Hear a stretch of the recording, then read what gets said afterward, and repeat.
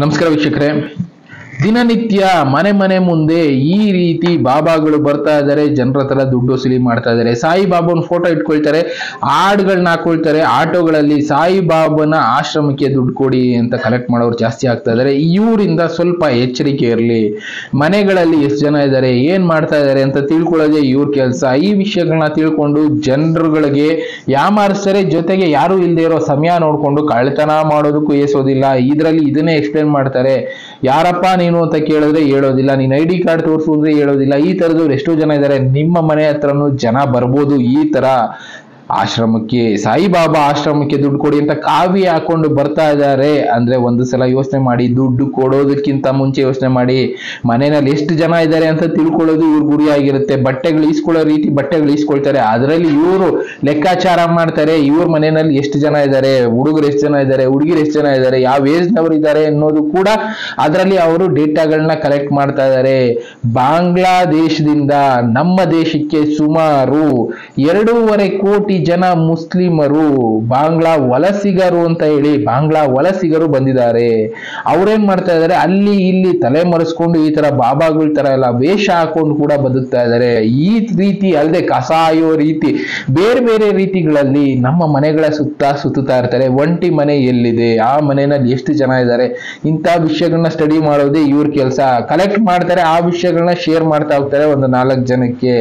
ಅದರಿಂದ ಏನಾಗುತ್ತೆ, ಯಾರು ಇಲ್ದೇ ಇರೋ ಟೈಮ್ ನಲ್ಲಿ, ಒಬ್ಬೊಬ್ರೆ ಇರೋ ಟೈಮ್ ನಲ್ಲಿ ಮನೆಗೆ ನುಗ್ಗಿ ಕಳ್ತನ ಮಾಡೋ ಕೆಲಸ ಮಾಡ್ತಾ ಇದ್ದಾರೆ ಇವರು. ಇದ್ರ ಜೊತೆಗೆ ರೋಡ್ ಸೈಡ್ ಅಲ್ಲಿ ಅಲ್ಲಿ ಇಲ್ಲಿ ದೂರದಿಂದ ಬಂದಿದೀವಿ ಅಂತ ಲಾರಿಗಳಲ್ಲಿ ಇಳಿಸ್ಕೊಳ್ತಾರೆ. ಮಚ್ಚು ಆಗ್ಬೋದು, ಇನ್ನೊಂದಾಗ್ಬೋದು, ವಸ್ತುಗಳನ್ನ ಮಾರ್ತಾ ಇರ್ತಾರೆ. ಅವರು ಕೂಡ ಇದೇ ಕೆಲಸ ಮಾಡ್ತಾ ಇರೋದು. ಈ ವ್ಯಕ್ತಿ ಇಲ್ಲಿ ಕಾವಿ ಹಾಕಿರುವಂತ ಈ ವ್ಯಕ್ತಿ ಹೇಳುವಂತ ವಿಷಯಗಳನ್ನ ಒಂದ್ಸಲ ಕೇಳಿ ನೀವು ಕೂಡ. अरे साईं बाबा कौन है ये बताओ पहले. पढ़ लो. अरे मैं नहीं पढ़ती, मुझे सनातन धर्म से तुमसे ज्यादा ज्ञान है. अरे इसमें पढ़ लो ना. साईं बाबा कौन है, हिंदू मुसलमान दोनों में. दोनों में क्या है, वो हिजड़ा था. हिजड़ा था साईं बाबा. रुको यार, रुक रुक रुक रुक आधार कार्ड दिखा अपना. आधार कार्ड में लगा. आधार कार्ड दिखा. ये नहीं है कुछ भी आधार कार्ड. आधार कार्ड लिखा है, नाम पता गांव पता सब लिखा है, जिला इला सब लिखा अरे है. ये साईं बाबा का, ये देखो, ये कह रहा है मेरे को कि आधार कार्ड लिखा है. ये देखो. अब कौन मानता है. अरे तमाम घर में. अरे तू अपना आधार कार्ड दे, फिर मैं पुलिस बुला रही हूँ. तो आधार कार्ड नहीं है, ये आधार कार्ड है क्या. इसमें लिखा हुआ. चल यहाँ से वापिस वापिस चल. अरे दे दी वापिस चल कह रही हूँ. वहाँ चल वापिस. यहाँ मत आजिए साईं के नाम से मांगने के लिए. अरे चल चल उधर चल, जाना चल. साईं के नाम से मांग रहा, मुसलमान के नाम से. अरे चल, लोग पूछते होंगे साईं बाबा को, हम नहीं पूछते. आप मेरी मदद कीजिए नाम पे. ಕೇಳಿಸಲ್ಲ. ಆ ವ್ಯಕ್ತಿ ಆಧಾರ್ ಕಾರ್ಡ್ ಇಲ್ಲ, ಐಡಿ ಪ್ರೂಫ್ ಇಲ್ಲ, ಏನು ಇಲ್ಲ. ಸಾಯಿಬಾಬಂದು ಒಂದು ಐಡಿ ಕಾರ್ಡ್ ಇಟ್ಕೊಂಡು ಬಂದು ಈ ಟ್ರಸ್ಟ್ ಇಂದ ಇದಕ್ಕೆ ದುಡ್ಡು ಕೊಡಿ ಅಂತ ದುಡ್ಡು ಕಲೆಕ್ಟ್ ಮಾಡೋ ಕೆಲಸ ಮಾಡ್ತಾ ಇದ್ದಾರೆ. ಆಧಾರ್ ಕಾರ್ಡ್ ಕೇಳಿದ್ರೆ ಆಧಾರ್ ಕಾರ್ಡ್ ಇಲ್ಲ. ಅದನ್ನೇ ಹೇಳ್ತಾ ಇರೋದು ನಾನು.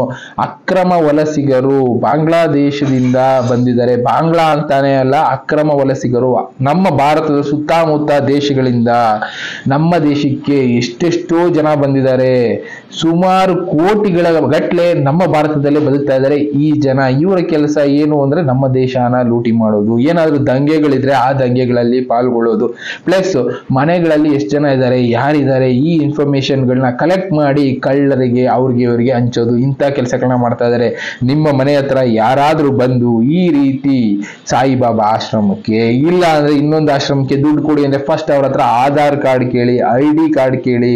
ಅವರು ನಿಜವಾಗ್ಲೂ ಇದೇ ಕೆಲಸ ಮಾಡ್ತಾ ಇದಾರ ಕನ್ಫರ್ಮ್ ಮಾಡ್ಕೊಳ್ಳಿ. ಕೊಡೋದಕ್ಕೆ ಮುಂಚೆ ಕೊಡೋದ್ರಲ್ಲಿ ತಪ್ಪಿಲ್ಲ. ಯೂಸ್ ಇಲ್ಲದೆ ಇರುವಂತ ವಸ್ತುಗಳನ್ನ ಕೊಡೋಣ, ಆದ್ರೆ ಕರೆಕ್ಟ್ ಆಗಿ ಬಳಸ್ತಾ ಇರುವಂತ ಆಶ್ರಮಗಳಿಗೆ, ನಿಯತ್ತಾಗಿ ಬದುಕ್ತಾ ಇರುವಂತ ಜನರು ಕೊಡೋಣ. ಇವ್ರೇನ್ ಮಾಡ್ತಾ ಇದಾರೆ, ನಮ್ಮ ಹತ್ರ ದುಡ್ಡಾಗ್ಬೋದು, ಬಟ್ಟೆಗಳಾಗ್ಬೋದು, ಇದೆಲ್ಲ ಈಸ್ಕೊಳ್ತಾರೆ, ಅವುಗಳನ್ನ ಮಾರ್ಕೊಳ್ತಾರೆ. ಜೊತೆಗೆ ನಮ್ಮ ಇನ್ಫಾರ್ಮೇಶನ್ಗಳನ್ನ ಕಲೆಕ್ಟ್ ಮಾಡಿ ಅವುಗಳನ್ನ ಲೀಕ್ ಮಾಡ್ತಾರೆ. ಇವರು ಅಂತ ಅಲ್ಲ, ನಾನು ಮೊದಲೇ ಹೇಳಿದೆ, ಕಸ ಆಯೋರಿಂದ ಹಿಡಿದು ಎಷ್ಟೆಷ್ಟೋ ಜನ ನಮ್ಮ ಮನೆ ಸುತ್ತಮುತ್ತ ಒಂದು ಸಲ ಕಣ್ಣಾಯಿಸಿ ನೋಡಿ.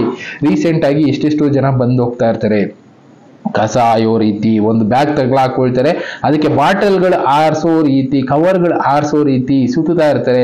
ಆ ಬಾಟಲ್ಗಳು ಕವರ್ ಆರಿಸೋದ್ರಿಂದ ಅವ್ರಿಗೇನ ಲಕ್ಷಾಂತರ ರೂಪಾಯಿ ಬರೋದಿಲ್ಲ, ಸಾವಿರಾರು ರೂಪಾಯಿ ಸಿಗೋದಿಲ್ಲ. ಏಕೆಂದ್ರೆ 1 kg ಬಾಟಲ್ಗಳನ್ನ ಆರಿಸಿ ಅದನ್ನ ತೂಕಕ್ಕೆ ಹಾಕಿದ್ರೆ ಅವ್ರಿಗೆ ಸಿಗೋದು 25 ರೂಪಾಯಿ. ಒಂದು ದಿನ ಪೂರ್ತಿ ಆರಿಸಿದ್ರು ಅಂದ್ರೆ ಕಡಿಮೆ ಮನೆಗಳಿರುತ್ತಲ್ಲ ಆ ಜಾಗದಲ್ಲಿ ಆರಿಸಿದ್ರು, ಒಂದಿನ ಪೂರ್ತಿ ಆರಿಸಿದ್ರು ಹೆಚ್ಚು ಅಂದ್ರೆ ಒಂದು 2 kg ಪ್ಲಾಸ್ಟಿಕ್ ಸಿಗ್ಬೋದು, 3 kg ಪ್ಲಾಸ್ಟಿಕ್ ಸಿಗ್ಬೋದು. ಇವ್ರು ಯಾರು ತಗೊಂಡೋಗಿ ತೂಕಕ್ಕೆ ಹಾಕೋಲ್ಲ, ಕಸ ಆಯ್ತೀವಿ ಅಂತಾನು ಹೇಳ್ಕೊಂಬರೋರು ಇರ್ತಾರೆ. ಅವ್ರೇನ್ ಮಾಡ್ತಾರೆ, ಹೆಚ್ಚು ಅಂದ್ರೆ 50 ರೂಪಾಯಿಗೆಲ್ಲ ಒಂದು ದಿನ ಪೂರ್ತಿ ಕಷ್ಟ ಪಡ್ತಾರ. ಅದಕ್ಕಿಂತ ನೆಕ್ಸ್ಟ್ ಲೆವೆಲ್ ಇವ್ರದ್ದು ಬಂದು ಡೇಟಾ ಕಲೆಕ್ಷನ್. ಮನೆಯಲ್ಲಿ ಯಾರಾದ್ರೂ ಇರ್ತಾರಾ, ಇರಲ್ವಾ, ಎಷ್ಟು ಜನ ಇರ್ತಾರೆ, ಆ ಮನೆನೇ ಸೇಫ್ ಆಗಿ ಕಳ್ತನ ಮಾಡೋದಕ್ಕೆ ಇಲ್ವಾ, ಇಂಥ ವಿಷಯಗಳನ್ನ ಕಲೆಕ್ಟ್ ಮಾಡಿ ತಗೊಂಡೋಗಿ ಯಾರು ಕೊಡ್ಬೇಕು ಅವರು ಕೊಡ್ತಾರೆ. ಯಾರು ಇಲ್ಲದೆ ಇರೋ ಸಮಯನ ಡೇಟಾ ಲೀಕ್ ಮಾಡೋರು ಇಂಥವ್ರೆ. ಇದರಿಂದಾನೇ ನಮ್ಮ ಸುತ್ತಮುತ್ತ ಕಳ್ತನ ಜಾಸ್ತಿ ಆಗ್ತಾ ಇದೆ. ಒಂದ್ಸಲ ನೋಡ್ಕೊಳ್ಳಿ, ಇಂಥವ್ರು ಬಂದು ಹೋಗಿದ್ದಾರೆ ಅಂದ್ರೆ 1 ವಾರದಲ್ಲಿ ಆ ಸುತ್ತಮುತ್ತ ಯಾವ್ದಾದ್ರು ಒಂದು ಕಳ್ತನ ನಡೆಯುತ್ತೆ. ಇಂಥದ್ದು ಈಗ ಹೆಚ್ಚಿಗೆ ಆಗ್ತಾ ಇದೆ. ಪ್ಲಸ್ ಜನ ವಾಕಿಂಗ್ ಬರ್ತಾರ, ಆ ರಸ್ತೆನಲ್ಲಿ ಯಾರಾದ್ರೂ ಓಡಾಡ್ತಾರ ಇಲ್ವಾ, ಗಾಡಿಗಳು ಕಳ್ತನ ಇಂದ ಹಿಡಿದು ಎಲ್ಲಾ ರೀತಿ ಕಳ್ತನಗಳಿಗೂ ಕಾರಣ ಆಗ್ತಾ ಇದ್ದಾರೆ ಅಕ್ರಮ ವಲಸಿಗರು. ಒಂದ್ಸಲ ಎಚ್ಚರ ಇರಲಿ ಇವ್ರ ಬಗ್ಗೆ. ಈ ತರದ ವಿಷಯಗಳನ್ನ ನಾವು ತಿಳಿಸ್ತಾ ಇರ್ತೀವಿ, ಎಚ್ಚರಿಸ್ತಾ ಇರ್ತೀವಿ. ಎಚ್ಚೆತ್ಕೊಳ್ಳಿ. Thank you. ಮತ್ತೆ ಸಿಗ್ತೀನಿ. Good by.